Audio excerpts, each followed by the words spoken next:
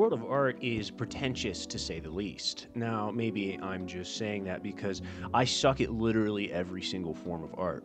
But hey, guess what? I can still have my opinions on it. Art is great. Everyone loves art in one way or another. That TV show you watch all the time is technically art. Marvel movies, as much as I hate to admit it, are a form of art. That band you like is art. That t-shirt design you're wearing is art. Art is all around you, but not all art is viewed in the same way. If you, the happy Marvel consumer, went up to, say, I don't know, a New York art gallery director and said, I think Infinity War is the greatest piece of art ever made, you would likely get laughed at, belittled, and even spit on if they were French. Because to the art gallery director, that is not art, or at least the type they peddle with. Within the world of curated art and academic art, most creations, no matter the medium, can be put into one of two categories, both of which are extremely subjective. The first is high art. What does that mean in this instance? Well, I'm not sure, but it seems to be that like high effort art or high class value art, high details, I don't know, but the general pieces that fall into this category are stuff like, I don't know, Beethoven and Monet, these sort of art museum high class styles of art. Now, conversely, there is low art, which is stuff like cartoons or Limp Bizkits. And while many cartoons are really, really dope and really cool looking, to art museum snobs, not so much. So that's why when you go into a big art museum, you tend to see these high detail, high art paintings from across the world in different time periods. Or even intricate sculptures instead of the, I don't know, painting of Rick and Morty smoking weed. You feel me? And that's why you pay to get in, to see these pieces of art deemed high art and worthy enough to be displayed by museum curators. But every once in a while, there is art made by an individual that falls out of the norm. And what I mean by that is, it's not your typical artist or even typical piece of art. It's an art from an outsider to the traditional world of art. It's called outsider art. The term was originally coined in 1972 by an art critic by the name of Roger Cardinal, and it's sort of the English equivalent to an already existing French concept called art brut, which roughly translates to rough or raw art that was coined in 1940 by a French critic named Jean Dufay. Probably said his name wrong. In both of these terms, they basically mean the same thing. Art created outside the boundaries of traditional art culture. The art of the outsider focuses on those who create independent from the general art scene and even lack knowledge of contemporary or popular art. In many cases, outsider artists are untrained in any form of classical fine art and are creating on raw inspiration and instinct alone. Now, I'm sure you're thinking to yourself that this is a very broad term. And yeah, it is. From my understanding, pretty much anyone and anything can be considered a form of outsider art if you had no training and didn't care for the contemporary fine art scene, but managed to create insane sculptures that ended up in a museum. You would be labeled as an outsider artist by some. Even though the definition is broad, there are still certain groups that are known for creating outsider art more often than others. One of which is the mentally ill. The art of the mentally ill can be quite shocking at times, enough so that it started to bring attention from both psychiatrists and artists alike at the start of the 20th century. At the time, the widespread institutionalization of mentally ill people into quote-unquote insane asylums was a fairly common practice. Psychiatrists of the time experimented with art as a form of therapy for their patients, with some taking to art quite strongly. In other cases, patients were just naturally drawn to the arts. In one of the earliest documented cases, Dr. Walter Morgenthaler would publish a book titled The Psychiatric Patient as an Artist in 1921. The book documented the work of Adolf Wolfi, one of the first artists to be truly associated with the concept of the outsider artist. Wolfi was diagnosed with schizophrenia at a young age and spent most of his life confined in mental institutions. While there, Adolf spontaneously took up drawing as a form of therapy. The practice seemed to calm him, so staff provided supplies and encouraged him to continue. Throughout his life, he created art in extremely high volume. one of his best-known works being an illustrated 45-volume epic of his own fictitious life story. The epic was 25,000 pages long, containing 1,600 unique illustrations in 1,500 different collages that he created. Aside from the vast scale of this project, the uniqueness of his drawings aided in his association with the outsider artist. Each drawing was usually accompanied by large portions of texts, numerical calculations, musical compositions, and geometric symbols, all of which were things that any classically trained artist would never think of implementing into their work. Another form of art commonly grouped into the outsider label is quote-unquote peasant art, otherwise known as folk art. Originally, folk art was a reference to the crafts and decorative skills of peasants of Europe, but this grouping has expanded to be much more ambiguous. Folk art can be anything separate from overall society. It could be weird sculptures on the side of the road, or a bizarre mural in a very rural community. An example of folk art I personally love is the UFO Watchtower in Hooper, Colorado. The grounds of the Watchtower are covered in statues of aliens and UFOs, a topic that is deeply integrated with modern folklore. Some statues are homemade, some are purchased, but as time went on, people started placing trinkets along the field of extraterrestrial sculptures, creating an eclectic collage sculpture garden that anyone could contribute to. While the creators of the Watchtower certainly put the sculptures there to begin, years of unnamed individual contributors have created a piece of contemporary and continuously expanding piece of folk art that could be interpreted in a multitude of different ways. The trinkets sometimes are in reference to space travel. When I visited, I personally saw Star Trek action figures and space shuttle toys, but others are just kind of random. I saw watches placed on the wrists of aliens, cowboy hats, Polaroid photos, all types of items that lacked distinct meaning to a random visitor, but probably had an association when placed by their unnamed contributor. To me, the UFO Watchtower is an incredible unintentional piece of outsider art. To quote an editorial of Raw Vision, a British journal dedicated to outsider art is virtually synonymous with art brut, both in spirit and meaning, to that rarity of art produced by those who do not know its name. And the UFO Watchtower embodies this concept perfectly. The people that were contributing to it didn't realize they were creating art in one way or another. Outsider art is, of course, not relegated to just the mentally ill and folk art. Due to its broad nature, there have been many other outsider artists who have created masterpieces with no formal training. One of the most famous would be the work of James Hampton. Hampton was born in 1909. His father was a traveling Baptist singer and a preacher that would end up abandoning his family fairly early on.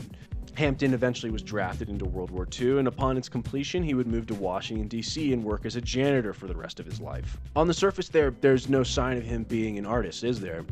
But upon his death in 1964, his immense artwork would be discovered.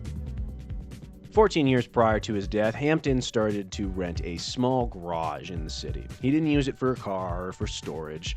It was more so a secret art studio. Hampton's magnum opus is known as the Throne of the Third Heaven of the Nation's Millennium General Assembly. It was an incredibly intricate shrine that was accompanied by a manuscript called St. James, the Book of the Seven Dispensations, that was written across 108 pages of loose-leaf notepaper in an unknown language that has yet to be deciphered to this day. Now, for his shrine, the General Assembly, I will call for short, this is not an ordinary shrine, as you probably would have guessed. The shrine was comprised of various scavenged materials that Hampton came across over the course of its construction, including aluminum and gold foil, jelly jars, desk blotters, pieces of old furniture, cardboard, light bulbs, and pretty much just trash. To hold all of these pieces of material together, Hampton utilized thumbtacks, glue, tape, and safety pins. Hearing the material, one would assume the piece would not look that good, but Hampton managed to make the piece look incredible with the simplest of objects. His work wasn't even discovered until his death. The owner of the garage he had been working in stopped receiving payments, so the owner went to clean it out and ended up finding a giant shrine inside of it. James Hampton's work falls under the umbrella term of visionary art, another form of outsider art that refers to pieces that are just spiritual in meaning. One of the most surreal pieces of visionary outsider art can be found in another roadside folk attraction known as Salvation Mountain deep in the California desert. Over the course of 27 years, artist Leonard Knight would construct the massive and colorful monument to God. Similar to Hampton, the art piece is made out of a lot of seemingly random materials, mainly adobe bricks and paint, but also using car parts, windows, and tires as a means to create his monument to God. Within Salvation Mountain, one can find numerous Christian murals and verses from the Bible.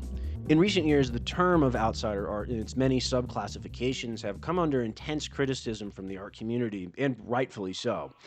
Many of the pieces and artists I mentioned today have extreme recognition for their work, and many of their pieces have been recognized by national artistic institutes and even displayed in very prestigious museums worldwide. Adolf Wolfe's pieces are in constant circulation around many art museums in Europe. James Hampton's Throne of the Third Heaven of the nation's Millennium General Assembly has been on display in the Smithsonian Art Museum since the 1970s, and the Folk Art Society of America deemed Salvation Mountain a piece of folk art worth preserving and protecting. The UFO Watchtower, it pretty much no one cares. But anyways, with all this recognition and praise for these artists and their pieces, and many others who are deemed outsider artists having their pieces displayed in art museums worldwide, what really sets these outsiders apart from simply just being an artist? Why is the pejorative label of outsider even placed upon their name? This subject has been the topic of much debate within the art world.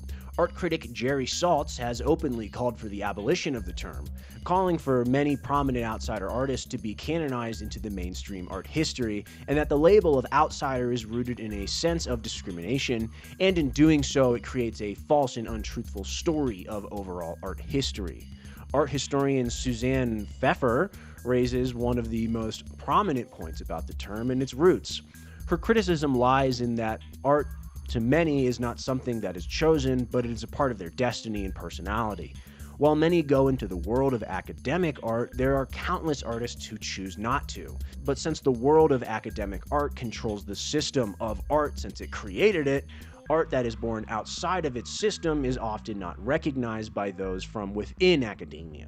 And due to the system's power of definition, which lies entirely within the system and not with the artists themselves, exclusionary terms are used that are never intended to be inclusive to those who function outside of the system. I do find myself agreeing with these criticisms, as the label of outsider does seem to be a discriminatory term to designate these artists as being artists not from the art world, which indicates that the quote-unquote insider artist, though not a real term but rather a concept, are the only quote true artists because they have received formal training and they exist within a self-aggrandizing system.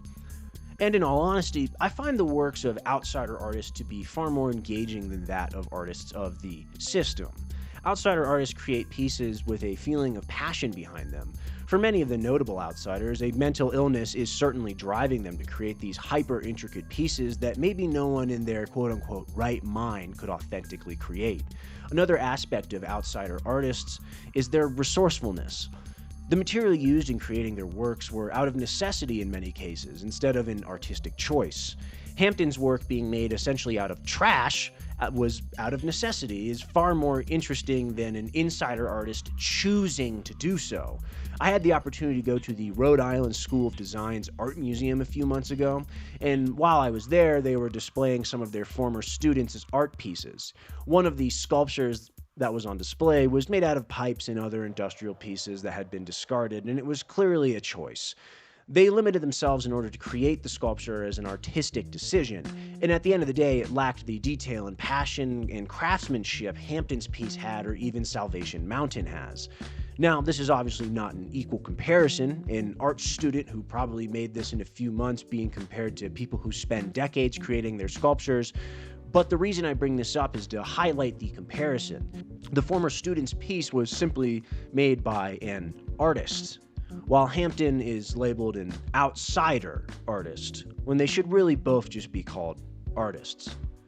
Maybe the label comes from a place of insecurity within academia, as the pieces made by the outsider artists are often way cooler than the usual contemporary in-system artist.